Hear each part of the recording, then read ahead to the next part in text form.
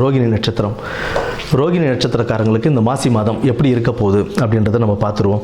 தொழிலையும் வியாபாரத்திலையும் ஒரு நல்ல ஒரு முன்னேற்றம் ஏற்படக்கூடிய மாதமாகத்தான் இந்த மாதம் உங்களுக்கு இருக்குங்க.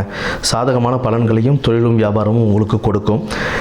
மனோதைரியம் சற்றே அதிகரித்து உங்களுக்கு ஒரு நல்ல ஒரு முன்னேற்ற பாதைக்கு நீங்கள் அந்த தைரியத்துடன் போயிட்டே இருப்பீங்க. பண வரவு திருப்திகரமாகவே இருக்குங்க.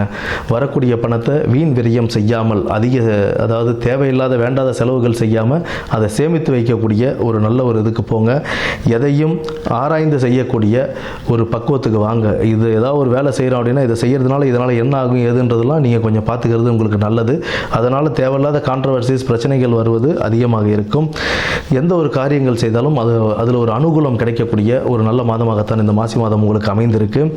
எந்த செயலும் திட்டமிட்டு எப்படியாவது செஞ்சு முடிக்கணும் அப்படின்ற ஒரு தைரியமும் உங்களுக்கு கொடுக்கும். அதில் நல்ல ஒரு வெற்றி பாதையையும் நீங்கள் அமைச்சிப்பீங்க.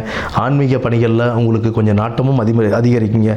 சிவனுக்கும் அம்மனுக்கும் அர்ச்சனை செய்து வெள்ளிக்கிழமையும் சனிக்கிழமையும் வழிபட்டு வருவது உங்களுக்கு காரியங்கள் கைகூடுவதற்கான ஒரு நல்ல மாதமாக இந்த மாசி மாதம் அமையும். நன்றி, வணக்கம்.